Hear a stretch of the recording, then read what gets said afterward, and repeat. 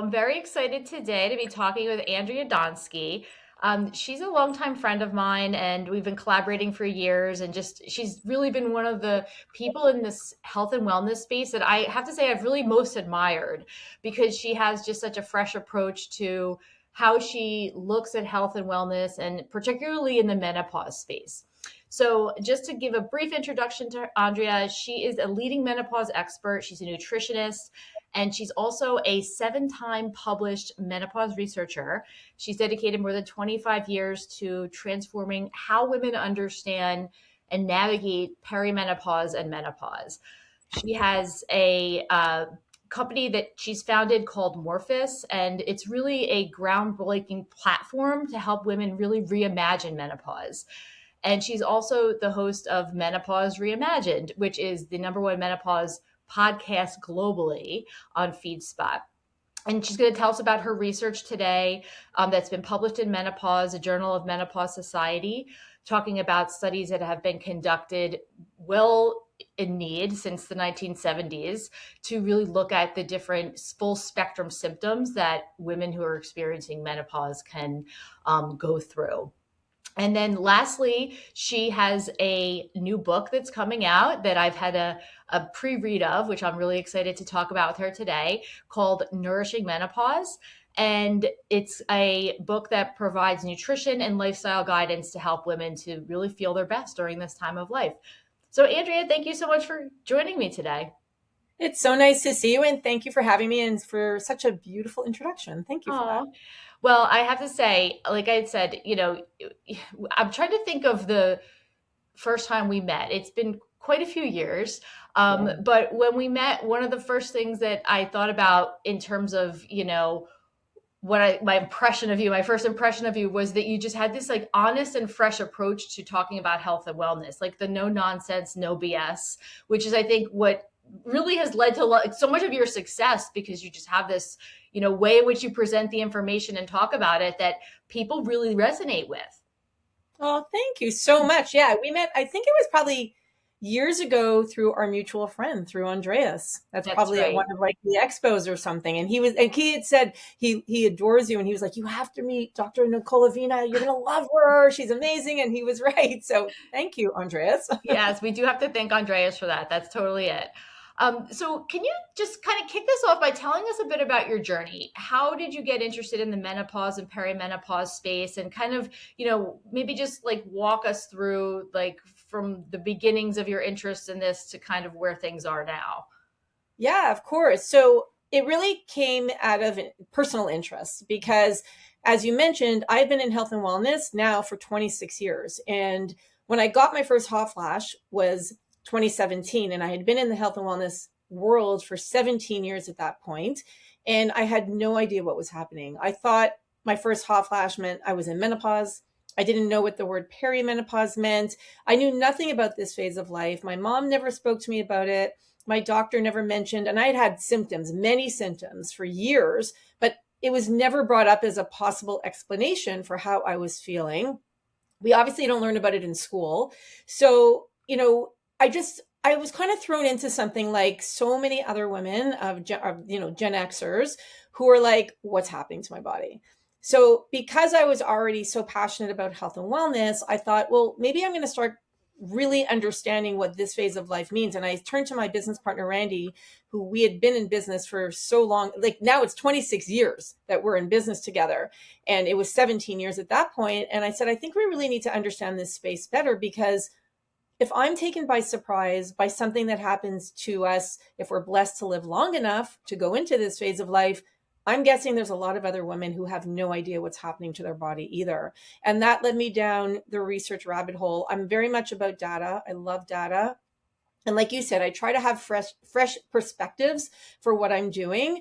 And I also I carve out my own niche, because one thing that I'm very passionate about and I'm very vocal about and transparent is that I'm really good at what I'm good at, and I'm not an expert in things I'm not an expert at. So I kind of hone down on, well, what am I an expert in? Nutrition, lifestyle, ingredients. I wrote a book called Undrink Your Junk Food in 2011 that was published by Simon & Schuster. So I was already, I already understood ingredients of what we're putting in and on our body.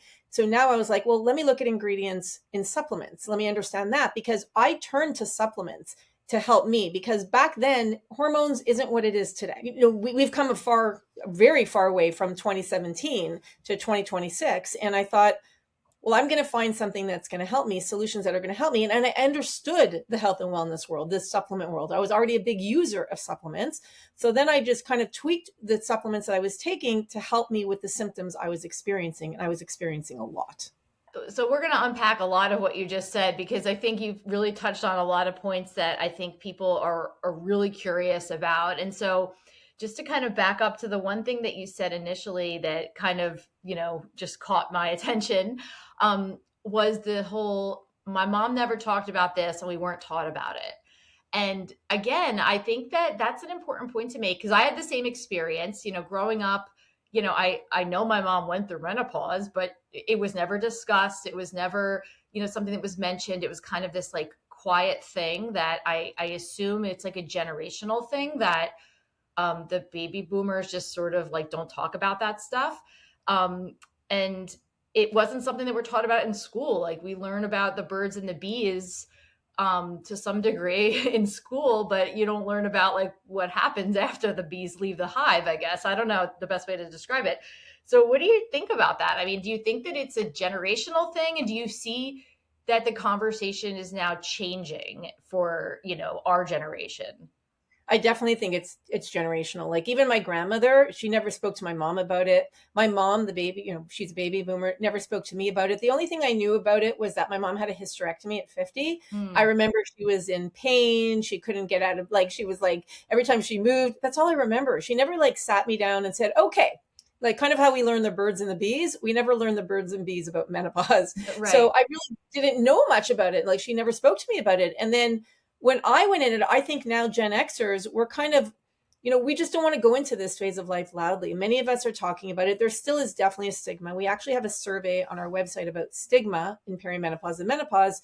And a lot of the women who have responded has said that there still is somewhat of a stigma, but it's changing, which is nice because now we're starting to talk about it. It's starting to become more open. Many of us are still embarrassed, and I get it. And many of us are like, you know what, this is ridiculous. I need to help educate the generations that come after me, especially if you have, like for me, I have two daughters and a son.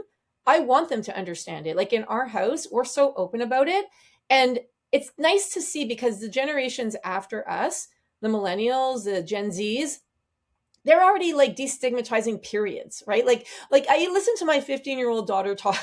This is a funny story because I listened to her talk to her friends and the girls, boys in there. She's like, oh yeah, I have my period. It's like whatever, like so not a big deal. And then she plays basketball at a high level, and she was playing on a boys team. She was practicing with a boys team, and I guess she kind of had like pains or whatever. And it was her first time at this practice, and she made a comment to the coach and to the boys. She was like, "Oh, I have my period, so like I'm not as like whatever." And I kind of laughed because I'm like, first of all, good for you, not for being embarrassed about it, because she's like, it's part of life. And I asked her about it after. She's like, why would I be embarrassed? Like, it's part of life. So I love that about the younger generation. They're like, forget that. I am who I am. Why should I be embarrassed about it? And they're going to take that into this phase of life. And I just like clap, and I'm like, awesome job, girl. Like, awesome job.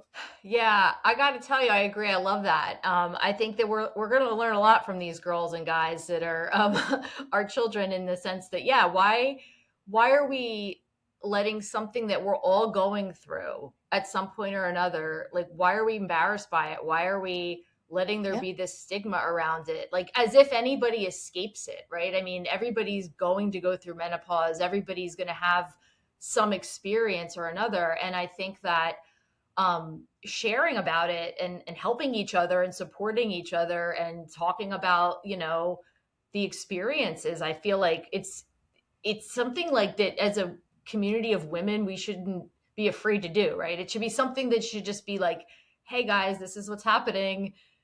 Just like we shared about how, like, we figured out which stroller and car seat to buy when the babies were born. I feel like we need to kind of open up to that idea of sharing about, experiences and what it's like to go through this time of life as well. Yeah, and I think the issue more so and why the stigma surrounds menopause is because of when it happens in our life. Mm, That it happens when we're in our 40s or 50s. And it's synonymous, really, like it had been, not so much anymore because we're redefining what it means to age. But if you think about it in the past, it's like you think of menopause in your grandmother or mm. menopause in your mother, right? So it was more of like, wait a second. And that was the first thing that went through my mind, too. I remember I was 47. It was 2 months after my 47th birthday. And I was like, I got my first hot flash and I'm like, oh my gosh, am I in menopause? Wait a minute. Am I that old? I'm not even 50. How am I so old? I like, and it was like Yeah. all of these thoughts that started going through my mind that I was like, I'm aging, I'm old. Am I going to be relevant? Is anyone going to want to, like, at that point, I had Naturally Savvy. I'm like, is anyone going to want to work with me? I'm so old now. Like, so as silly as that it sounds, it's the truth. And my anxiety went into overdrive. So I think that's where that stigma is from, is that it's more of like the time in our lives that it's happening. But now so many people were redefining what it means to be aging, what it means to age. And like, if you look at the Golden Girls, what they look like in their early or mid 50s versus what we look like now in our early to mid 50s, it's totally different. So I feel like the generations that are going to come after us, it's going to redefine it even more. And it'll be just like, whatever, it's another phase of life. It doesn't matter age, it's just another phase of life.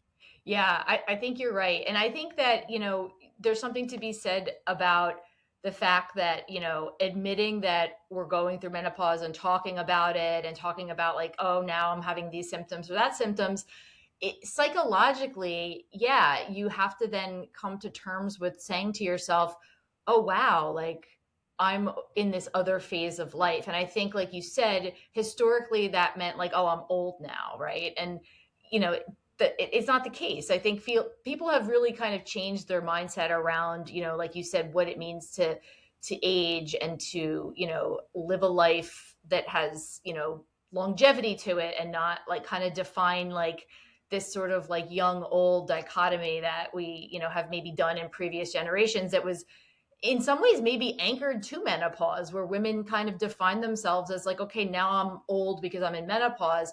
I think that we see more of like a spectrum of like, okay, I'm aging, and it's not like, this sort of like dichotomous thing. It's this, sort of continuum that we're all on, and we're just trying to optimize ourselves as we go along that continuum.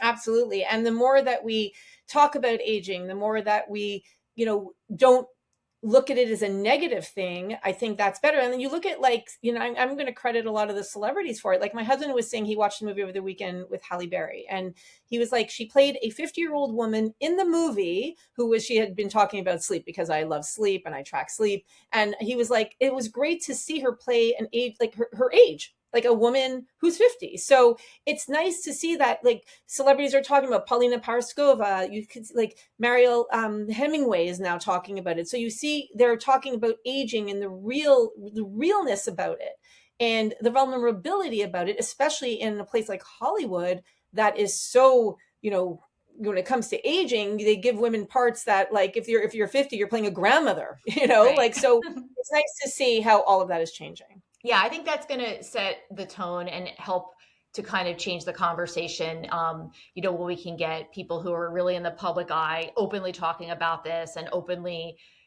still being active in their jobs and just like still, thriving and flourishing, but just doing it, as they get older. It's I think a really good thing, especially coming from, an industry that traditionally has been very, youth centric in the sense of, roles Mhm. going to younger people and things like that. So I think that's an amazing thing to see. So I want to just shift gears a little bit and kind of back up, just because I would imagine that there are some people listening who are probably curious about the menopause, perimenopause conversation and maybe are kind of new to learning about it. So let's just kind of unpack these terms a bit. So, perimenopause and menopause, how would you explain that to somebody who's maybe just starting to kind of want to learn about this? Because I think that the term perimenopause is a relatively new term. I haven't done the research on this to see when it first emerged, but it's kind of this newer kind of gray zone before menopause. So can you just talk a little bit about the difference between those two and how you kind of define them in terms of the research that you've been doing? Yeah, absolutely. So perimenopause are the years before you go into menopause. So they could start as early as it could start as early as 35. In some cases, I've had women tell me that they're in perimenopause in their 30s, early 30s. And then it can last anywhere from a couple of months to 14 plus years. So I know, as I was writing my book and really kind of diving into my medical records and understanding kind of my journey, is that I was in perimenopause for a total of 14 years, 11 of which I had no idea. So I had no idea what was going on with my body. I had my third baby at 41, and at 42, all the symptoms started to happen. And now I realized I actually got pregnant twice now in peri. So I started perimenopause at 36. Wow. So it can last a very long time. And it's generally about a decade before you go into menopause. Menopause is technically just one day. Once you've gone 365 days or 12 months without a period, that's natural menopause. If you've had your ovaries removed, then you're put into instant menopause. So if you've had surgical menopause, you've been put and you had your ovaries removed, right away you're in menopause. Post-menopause is everything after that one day. So it's kind of what you're in for the rest of your life. Now, I talk about this in the book because I do a lot of public speaking. And whenever I talk about menopause and post-menopause, or I tell people what I do, one of the first things a lot of women will say to me is, oh, Andrea, I'm way past that. I'm way past that. And these are women in their 50s, 60s, 70s, 80s, and beyond. And I'm like, but you're not way past it, because once you go into menopause, you're in it for the rest of your life. So if it were up to me, I'd really love to see the word post-menopause go and just say we're in perimenopause or menopause. Because once we go into menopause, you really have to focus on nutrition, lifestyle, supplements, and or hormones if that's what you choose to do, because we're going to live in this phase of life anywhere from a third to half of our life. So what we don't want to do is dismiss it as being, I'm way past it. I don't really need to listen to what you or other people are saying because I'm way past it. It doesn't affect me. But the truth is it does affect you, and it affects all of us once we're in menopause for the rest of our life. Yeah, I love the way that you put that, because I do think that I've kind of experienced the same sentiment when talking to people about this, in the sense that, there's this, like, you know, build up to menopause, but then once it happens, it's like, oh, well, I already went through menopause. Like, I've heard people say that, like, oh, I've already gone through it. And yeah, maybe you've gone through it to the sense of, like, you've experienced a lot of the different symptoms, and maybe the ups and downs aren't the, what they were perhaps during perimenopause, or, the beginning part of menopause. But like you said, you still have to live in menopause for the rest of your life, essentially. So to just kind of shut the conversation down and say, oh, I'm done with that, I think that that's, yeah, probably not the best way to look at it. I like your approach much better, which is to, figure out, how am I going to fold this new phase of life into my life plan, and how will I, like, support my body and support my physical health, mental health, like, as I, carry on my life now in this phase that's known as, menopause. Yeah, totally agree.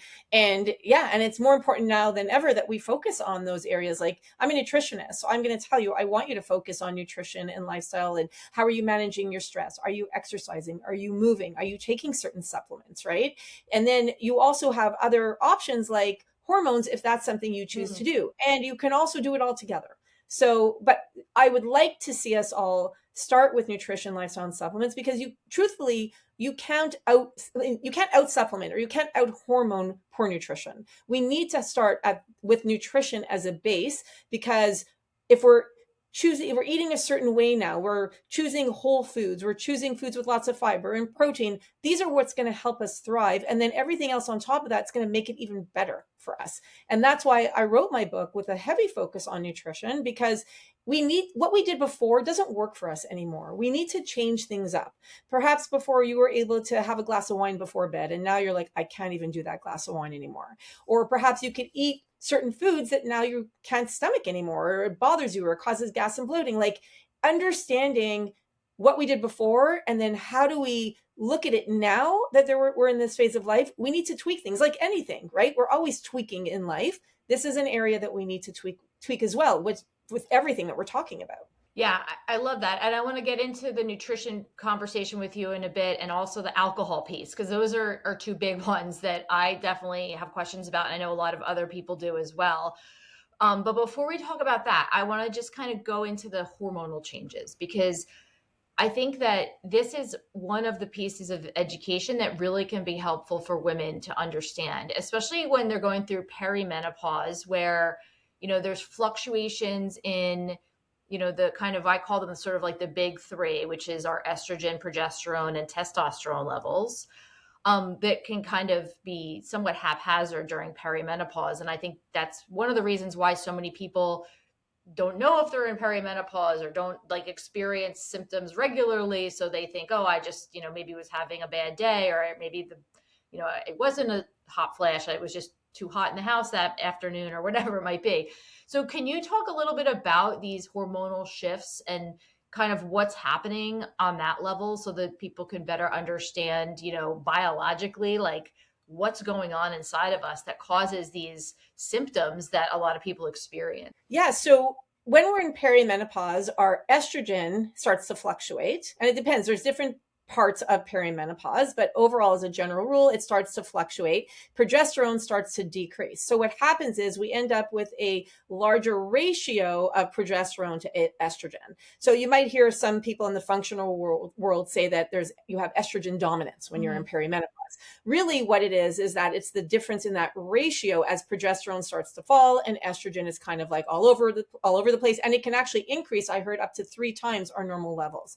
So it's kind of like this. Then as we approach menopause, estrogen starts to kind of go down, progesterone now is down, and then once we're in menopause, both of them are in what we call menopausal ranges. So that's how you'll know. So for example, in perimenopause, a lot of women will say, oh, I've gone to my doctor. I think I'm in peri, but my doctor told me I'm fine because my hormone levels are perfect.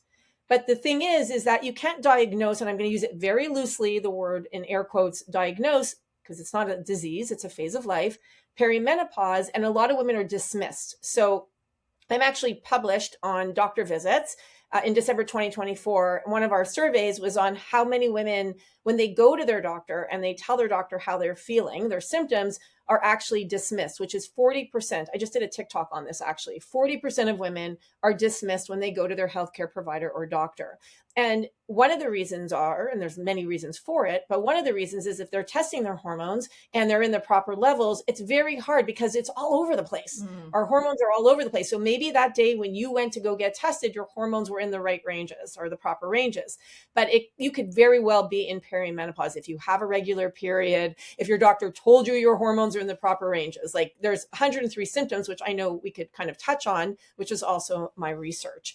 So it's really important to understand what our hormones are doing, but more so like if you have an IUD or you're on the birth control pill or you had a hysterectomy, but you still have your ovaries, you might say, well, I don't know. And that's where you can go to your doctor and say, I'd like to know if I'm in menopause because your hormones will be in those menopausal ranges. So let's talk a bit about the symptoms because I think, menopause sort of got, I guess, typecasted as being associated with hot flashes, right? But certainly that is not the only symptom. I mean, yes, a lot of people do experience those, but there's a lot more to it when it comes to the symptoms. So I'd love to just talk a bit about that with you, like in particular, the mental health piece and also the sleep piece. I know you're a big sleep person, so I would love to get your take on those two aspects of symptoms because I think it's a lot more than just, hot flashes, right?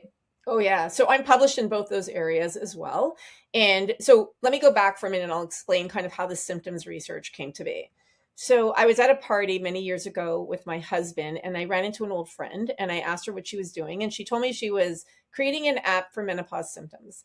And at the time, I didn't really know what I know now. And I thought, an app? And I said to her, like, how can you create an app for menopause symptoms? Don't you actually need like a lot of symptoms to have an app for? Like it boggled my mind that there was more than 3, Yeah. I'm thinking hot flashes, night sweats, mood swings. Like what else was there, right? That's all I knew.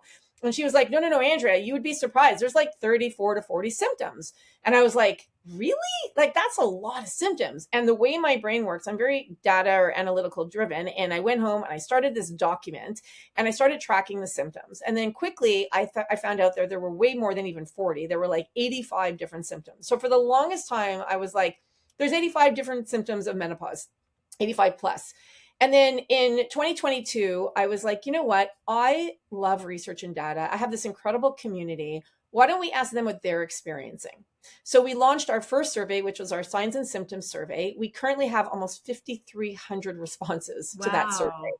So we were published 2 years ago for it, and there was 2,500. Now we've doubled that, which more than double that. So what we know is that there are 103 plus symptoms of perimenopause and menopause. We are the second ever to be published in a medical journal on the number of symptoms. Second ever. The first one was in the 70s and it was in the 20s, the number of symptoms. Oh my gosh. So we know there's a lot of symptoms. And yes, we think about hot flashes, but actually, if I'm going to read you the top 10 most common symptoms. Oh yeah, please do. Hot flashes come in at number 10, not Really? number 1. Wow. Number 10. So the number one most common symptoms is 72% of women are experiencing fatigue. Across the board, peri and menopause fatigue is number 1. Number 2 is brain fog.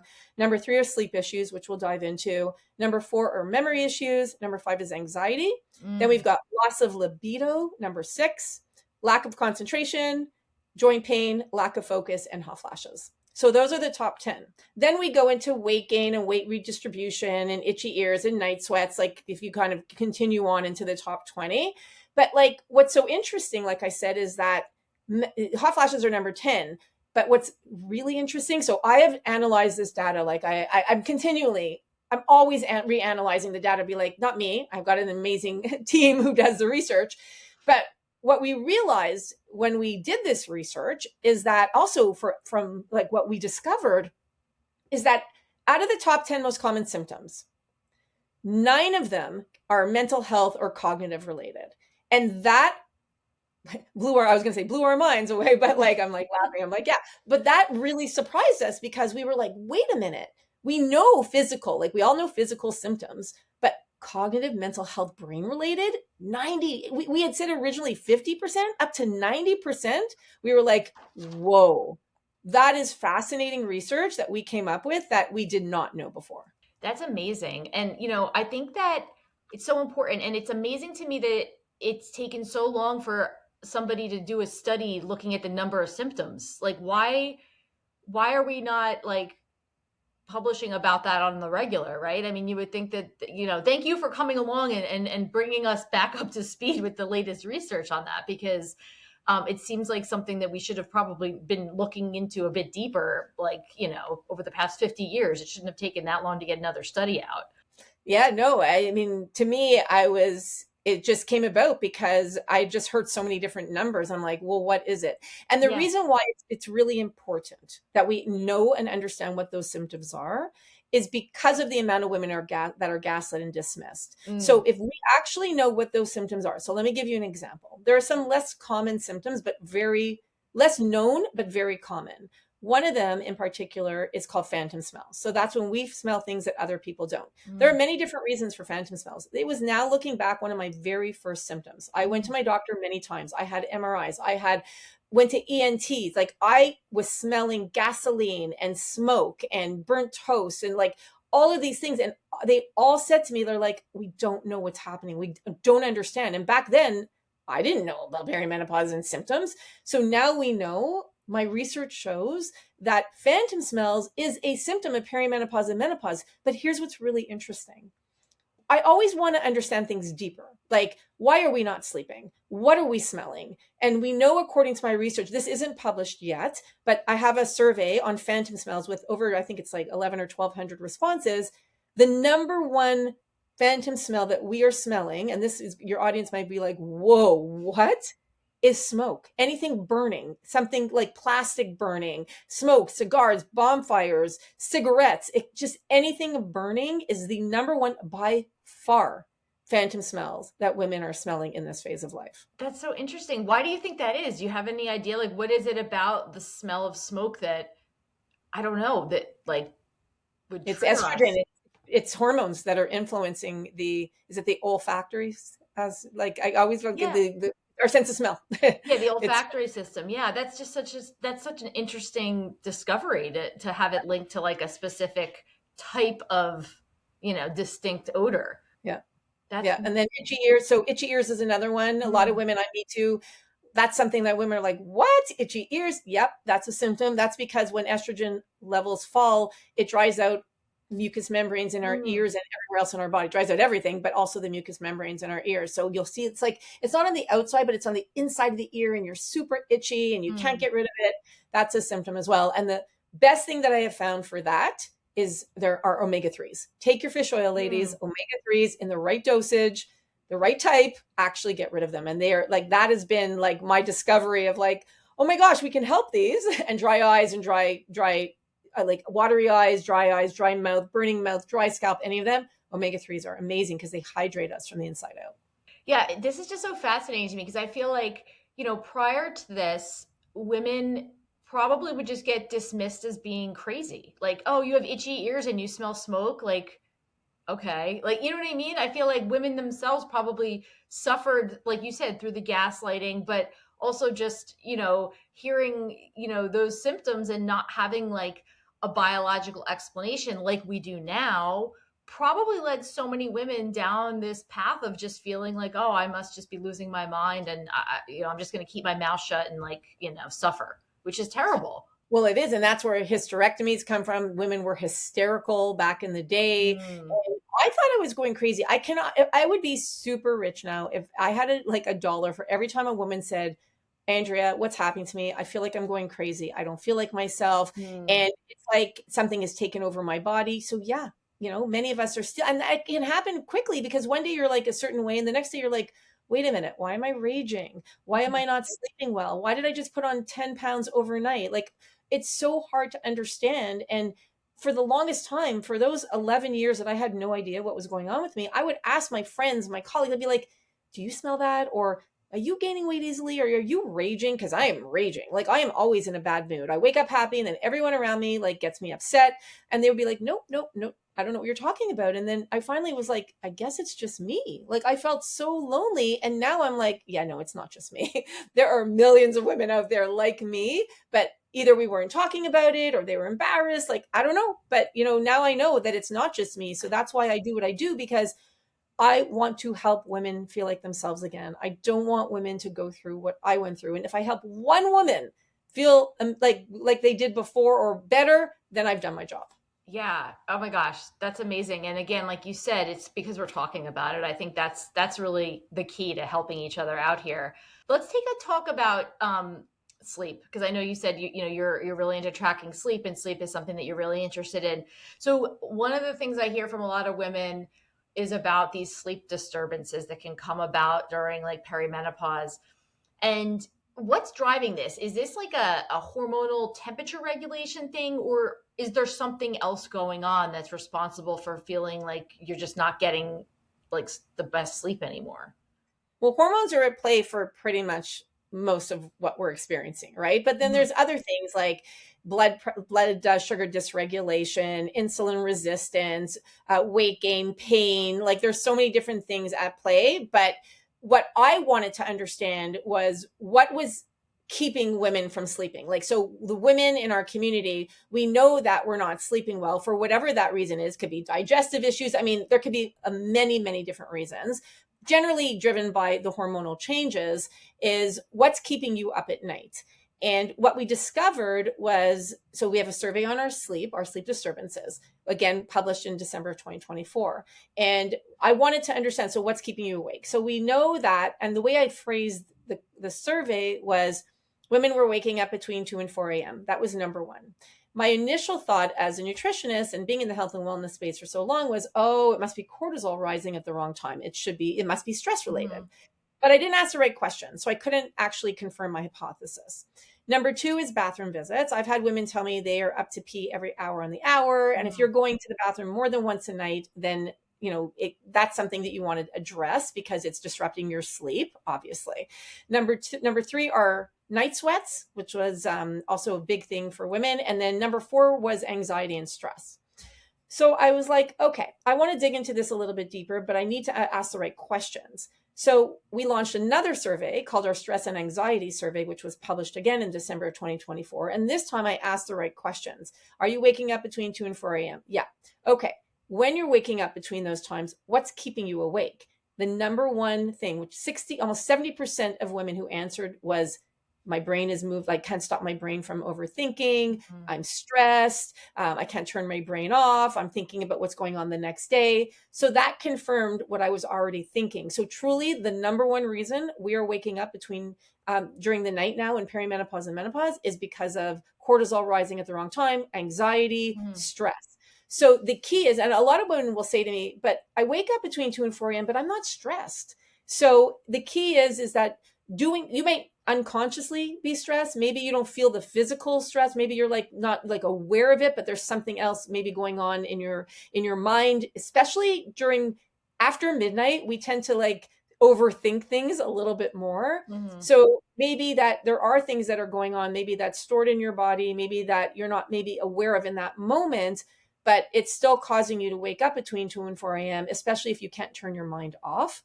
Or a Mhm. lot of us will start like thinking of our to-do list, the email we never answered, our kids' appointments, like our mind starts to go. So the key is if you're waking up between 2 and 4 a.m., try not to let your mind wander, number one. But number two, before you go to sleep, try and do something that helps to relax you. Like maybe it's deep breathing, meditation, sound baths. They're awesome. You can go on YouTube and look at sound baths or listen to them. Maybe you're having some type of mantra, reading a book, turning off your tech. Anything that's going to help you relax before bed is going to be very helpful to help stimulate your parasympathetic nervous system so that you can actually fall asleep and stay asleep. Yeah, that's really, really great advice. I love those tips. And it's funny because, the tips that we are giving ourselves are actually very similar to tips we give our kids, right? About, I mean, like I tell my daughters, don't look at your phones like an hour before you go to bed because it's going to make it more difficult for you to fall asleep. And, part of it is because, yeah, when we're looking at things, even if it seems, innocent, like, oh, I'm just reading a news article or I'm shopping online or whatever it might be, it's actually not helping because it's causing your brain to not like decompress and to just kind of still be constantly on. And that might be okay when you're younger, but if you're, in this phase of life where, yeah, like, you're waking up and you have this sort of like subconscious anxiety about like the things you got to do or just your to-do list that can then now make it more difficult for you to fall back to sleep. So I think that the advice is spot on there because it's just, helping us to really do everything we can to support, making sure that our brain is in a relaxed space so that we can, if we do happen to wake up at 2 o'clock in the morning, we'll hopefully be able to fall back to sleep and not have it be too disruptive. So Yeah. I want to spend a couple more minutes talking about symptoms, but then I want to go into just a couple of questions I had for you regarding some of the things that come up in terms of like what you should or shouldn't do to deal with symptoms related to menopause. So one of the things that I wanted to touch on about symptoms that we briefly discussed was the whole idea of our bodies changing, right? Our body composition changing, whether it's weight gain, whether it's like, oh, now I'm suddenly carrying like a little bit of extra like fat around my belly. Like all of these sort of body changes seem to kind of coincide often with the onset of perimenopause and menopause. So, can you just talk a little bit about that whole like body fat distribution shift during menopause and like what's actually happening to our metabolism? Because I think a lot of women, this is one of the big issues I think for a lot of women is, having to cope not only with like changing our, you know, brains and our like our just all these changes, but when we physically see our bodies changing in a way that Yeah. maybe we don't love, that can be a hard one for people to cope with. So tell us about that. So about 50% see changes in their body shape. And Mhm. actually also 50% of women were thinking that it's a change in metabolism. So our metabolism doesn't necessarily change, but what happens as estrogen falls, it redistributes the fat. So many of us will have fat on our hips and our butt, and it Mm. redistributes it to the belly. And then it also makes us more prone to more visceral fat. So that redistribution, a lot of us think that like, oh, I was able to eat something. And if I wanted to lose weight, all I had to do was do this and I was able to lose it like that. But unfortunately, because our body's changing, it just doesn't work the same way now. I actually have a chapter in my book. I talk a lot about weight gain and why we gain weight in perimenopause and menopause. Chapter 5 actually discusses 17 different reasons as to why we put on weight now. Many of them are out of our control. So because of our changing hormones, because we're Mhm. more prone now to being insulin resistant, because our sleep is affected, right? So when our sleep is affected, we're not getting that good night's sleep. What happens the next day? You're looking for foods to give you energy. A lot of the times, maybe you're making decisions to eat more ultra processed foods, more caffeine. So, like everything, that's why I say, like, I really want us to focus on digestion and sleep now that we're in perimenopause and menopause, because it trickles down into so many different things. I have a whole chapter on digestion. I have a whole chapter on why we gain weight. I have a whole chapter on managing stress and on sleep. So, like, I have covered every single aspect as to what is my lane and to understand, help us understand. And then everything ties together in chapter 11 in terms of like all everything that the themes that I've been talking about into an eating plan that we can sustain. And I think understanding the most important message I want to get across to your listeners is, ladies, most of it is out of your control. Like, I Mhm. don't want you to blame yourself, because a lot of women will blame themselves, including me, by the way. Oh, I'm going to the gym every day. I eat the same way, but it's my body that's failing me. No, it's not your body. It's your hormones, ladies. It's not your body, right? So these are things that you can address. You can address your hormones. Speak to your doctor or healthcare provider about the option of hormones if that's a route you want to take. Speak to somebody who understands. Read my book to understand nutrition, lifestyle, and supplements. There are supplements that I absolutely feel are non-negotiables now that we're in perimenopause and menopause. I don't want you to take everything and anything, Mm. but I want you to understand that there are certain things that can be very helpful to us, especially because we're not absorbing certain nutrients the same way that we did. So our digestive system is shifting and changing. The food doesn't necessarily contain all the nutrients that our body needs now. I also want to make sure that you're eating enough. So a lot of women will say, well, I'm not even eating that much anymore, but I'm still gaining weight. One of the things to keep in mind, and it's one of my 17 reasons as to why we're gaining weight, is a lot of women will eat a lot less and exercise more. But that doesn't work for us anymore.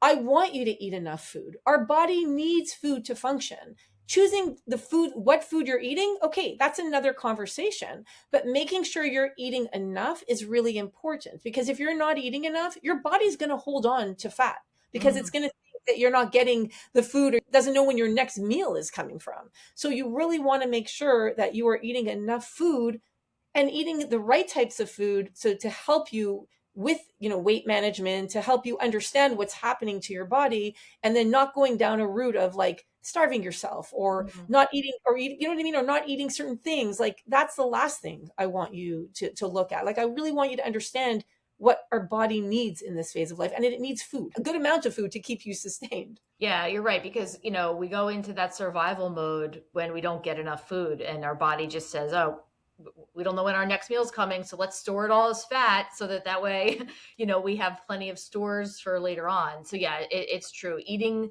well is certainly critical. I wanted to ask you about hormone replacement therapy, because again, this is an evolving conversation, and I feel like, going back to like talking about our moms, right?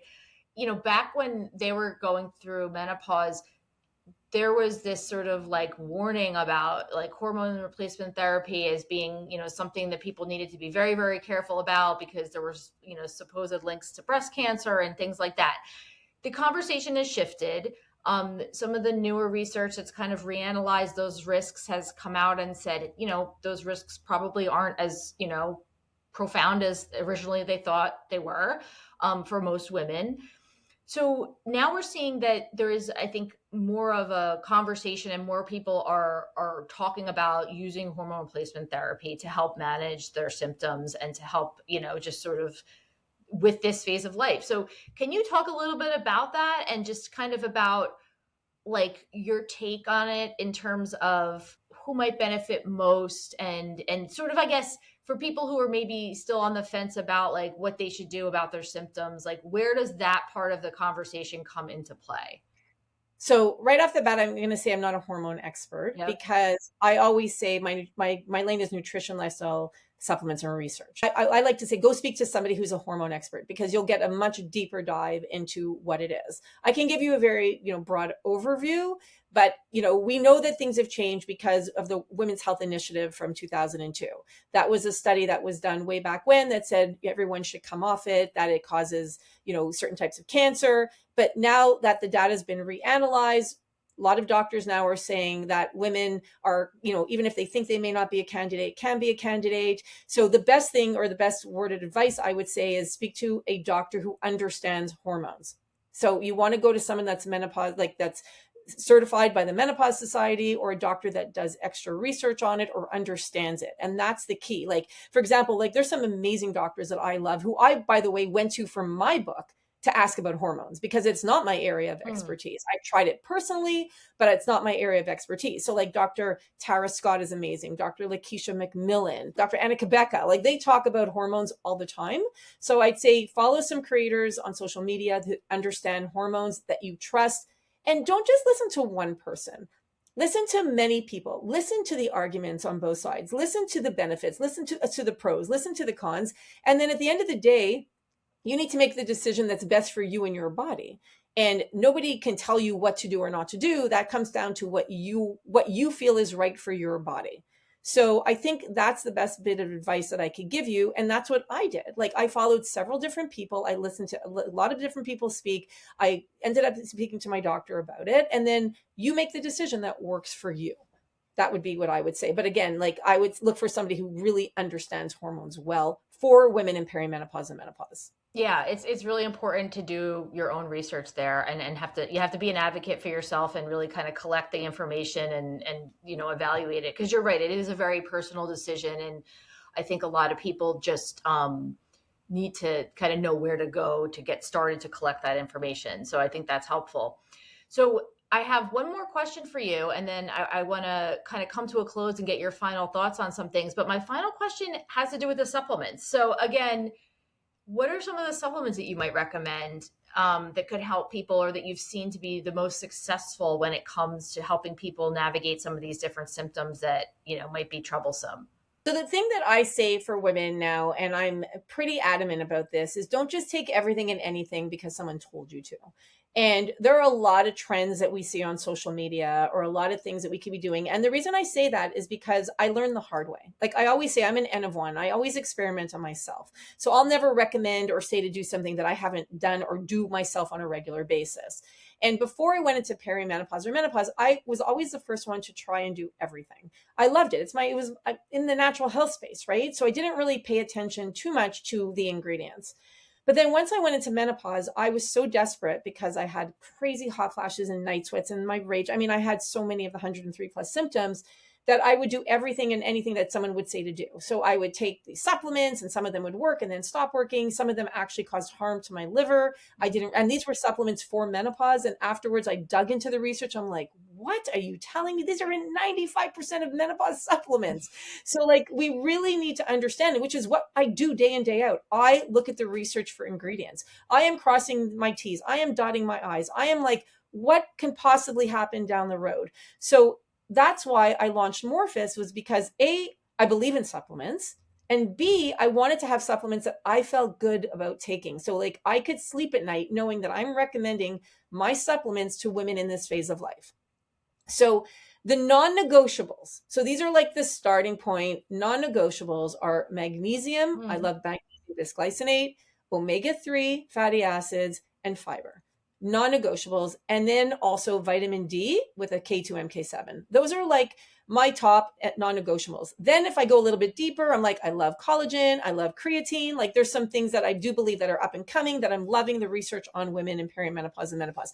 Protein, if you're not getting enough protein, like all of those would be, those are like kind of like my top ones of I love. And then you might have things that, like, in particular, if you're having hot flashes, you might need other supplements, right? Or if you have itchy ears, you're back to those omega-3s. Like those omega-3s, like those top 4 or 5 cover off so many different things in perimenopause and menopause. I'm going to throw in the creatine and the protein to it because they'll help also with brain health, with muscles, so with muscle health, because we're more prone to sarcopenia. So I truly believe that every woman should look at taking a magnesium. I like bisglycinate because it's attached to the amino acid glycine, which helps us to relax. It relaxes our muscles and it helps with sleep. And it helps with stress. So again, I'm always like, what can we get? The biggest bang for our buck? What can we get?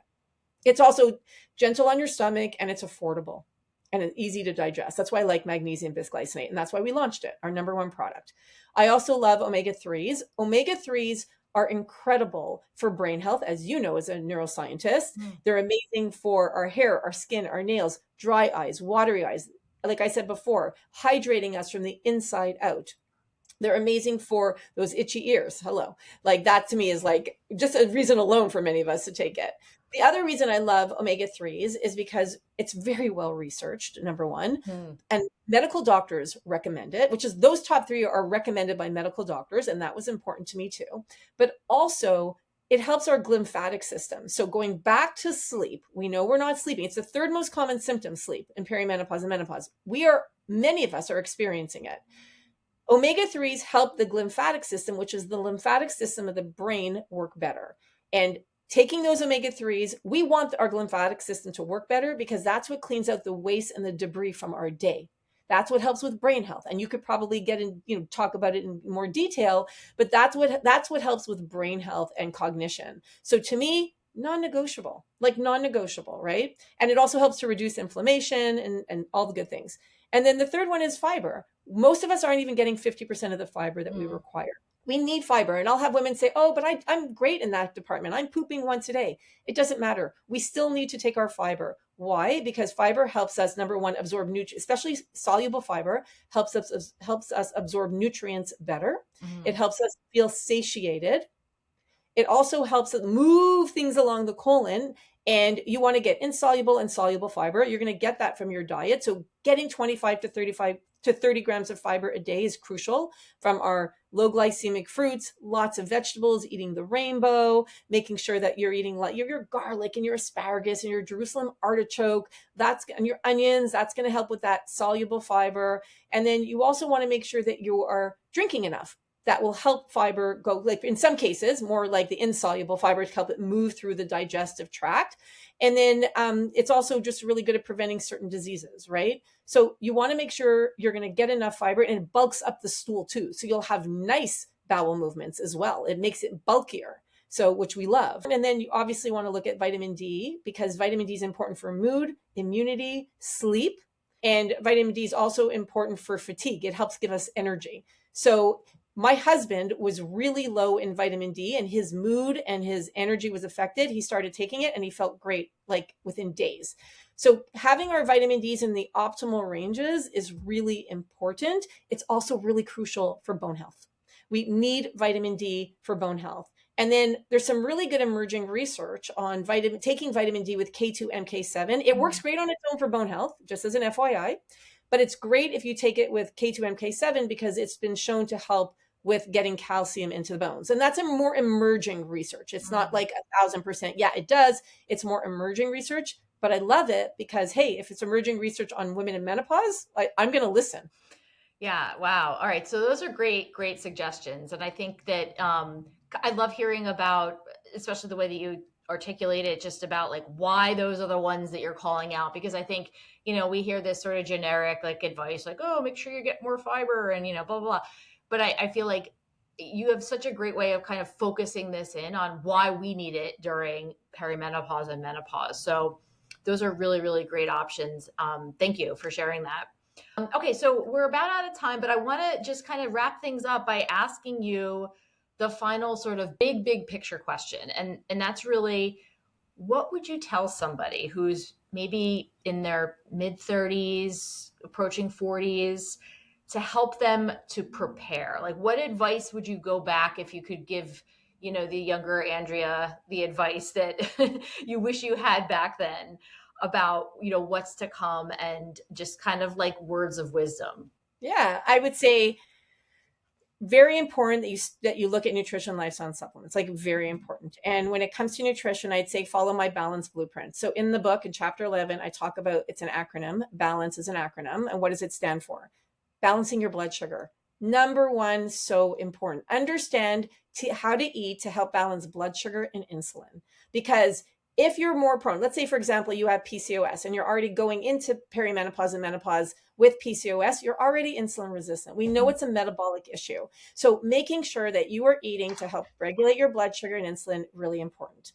Adding more fiber, like we talked about, loading up on protein, adding good quality fats, nurturing your digestion, choosing more plants, and making sure you're hydrated. So that balanced blueprint to me is really critical, because not only will it help you it gives you that map of where you're going to need to go eventually, but it gets you prepared. Also, mindset. If you think you're going to have a really bad symptoms, you will have, research shows that you will have bad symptoms. So, or more, you will suffer with more symptoms. So getting your mindset ready to be like, it's not a negative place to be. A lot of women are like, I'm so scared. Don't be scared. There's so many amazing options. Like, so many amazing things to look forward to as we go into menopause. It's a place of empowerment. It's a place of like boundaries. We know what we're doing. To me, it's like, it's an awesome stage of life. So just get your mindset wrapped around it. Look at your exercise. Like, a lot of them are already exercising before we go into menopause. I was, but changing things. Focus on strength training. I can't even stress it enough. Like, I came from the generation of lifting weights are going to make you look like the Hulk.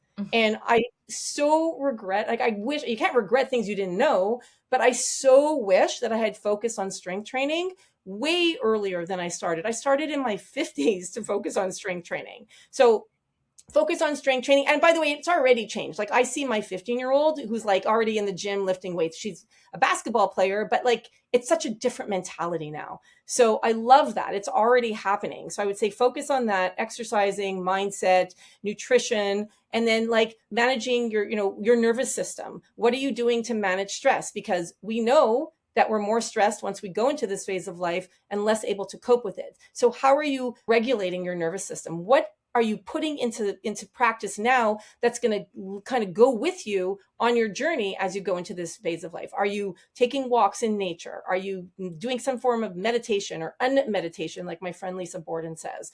Are you journaling? What are you doing to help balance your nervous system so that you can help to, once you go into this phase of life, that you can kind of go in there with like a stronger nervous system that will help you. It will make such a difference as you go into this phase of life. Now, I know that's a lot, and it's not just one thing that you're like, what's one thing? There's a lot we could be doing, but it's changing and just looking at things differently. I promise you, all of it will make a difference. That's such great advice. And I think, you really hit the nail on the head, I think, about the confidence, right? Just being confident about what's happening and not letting those sort of negative thoughts or the, sort of negativity kind of take over, because it could become a self-fulfilling prophecy. If you think negatively, you're going to experience negatively. So I think that those tips are really all great. So Andrea Donsky, can you tell us more about where people can find out about you and learn more, and also about the book and where people can find the book? Because I am sure everyone's going to want to get this book. So I will say thank you for number one. Number two, the book is amazing. I'm not just saying that because it's my book, but it really is amazing. I have, so many experts in our book that I trust and love. I'm all about going to people that I adore. You're in my book. I have a quote from you in my book. Thank you very much. So it's people who I have my people who I trust and I go to, and the majority of them are in my book. There's quotes from them or something from them in the book. So I love the fact that I bring not only so much love, but so much research and data and information that I have accumulated over the last 26 years now is in this one place. And that's one of the reasons I wanted to write it was, yes, I was going through this all personally and I've learned a ton, and I'm always continuing to learn. But I have so much information in my brain from 26 years of being in health and wellness and almost 10 years in menopause that I wanted to have it in one place, and I wanted to leave a legacy. And this book is it. It is phenomenal. And it covers everything. The only thing it doesn't cover is how to take hormone replacement therapy, like or MHT or menopause hormone therapy. But we talk about hormones. We talk about things like through my experts that I asked to come on board. So the book is amazing. You can go to nourishingmenopausebook.com. There you'll find where you can buy it. It's available in any bookstore that you shop at. It's published by Simon & Schuster, who was absolutely amazing to work with. I have to say, like, I loved, the team there. They're amazing, super supportive of women, which made a very big difference for me in terms of, working with a team that believed in my message, which was incredible. And then you can also go to my website, which is wearemorphous.com, if you're interested in our supplements. So I have a whole line of supplements that we sell. Again, third-party tested, high quality, that I approve. These are products that I take and that I approve. So, and for women in perimenopause and menopause. And then you can also follow me on TikTok. I'm very active on TikTok. at Andrea Donsky, and we're also on Instagram at Andrea Donsky and at We Are Morphus, and really anywhere you're on social media. Okay, great. Well, thank you again, Andrea. This has been just so fascinating, so informative, and I'm just so grateful for you and the fact that you've, downloaded all of this information and all of the data that you've collected into this amazing book, Nourishing Menopause, which I had a pre-read of, and I really encourage everybody to check it out. It's just like a phenomenal resource for people who are looking to just learn all about menopause. So, thank you again. And it's been a pleasure to chat with you and really appreciate you and all the work that you've done in this field. Well, thank you, and right back at you, Nicole.